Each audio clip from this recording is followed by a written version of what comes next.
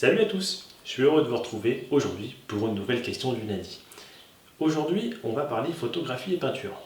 Intriguant, je le conçois. Sortez vos appareils photo, votre pinceau et c'est parti.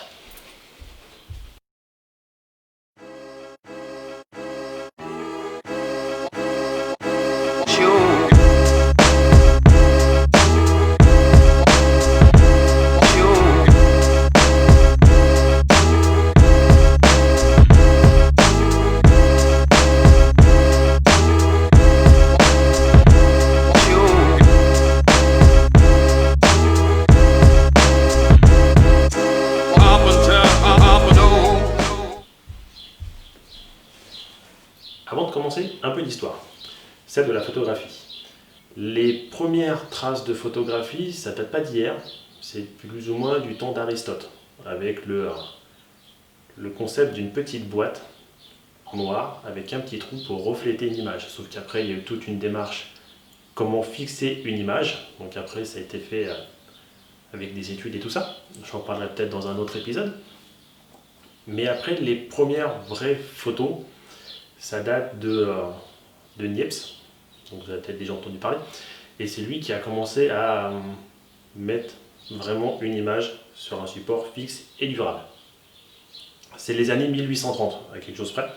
Donc voilà, c'est pas récent, mais c'est moins vieux quand même que la peinture. Les traces de peinture, ça date pas d'hier.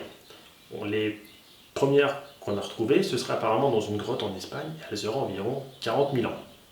Énorme. Par rapport à la photographie, c'est très vieux. La photographie, c'est limite, c'était hier. Et si je vous parle de ça, c'est pour avoir votre ressenti sur une question. Les premières peintures, voilà, c'est il y a très longtemps et la peinture a évolué au fil des années, des siècles, pour aboutir à ce qu'on a maintenant.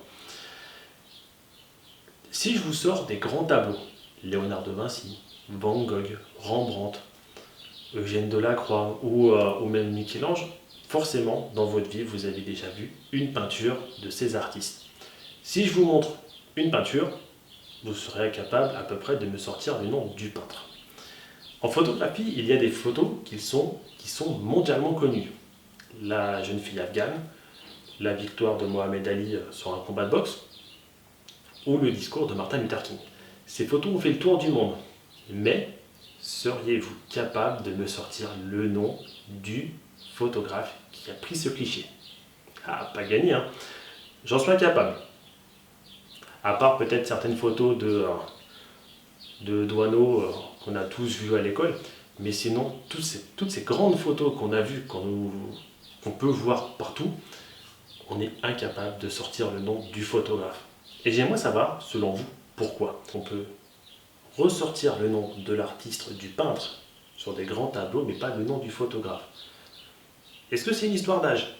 La peinture, on l'a apprise à l'école, au collège, au lycée, après si on a fait des études d'art et tout ça, par rapport à la photo. La photo, ça reste plus dans le domaine familial, privé.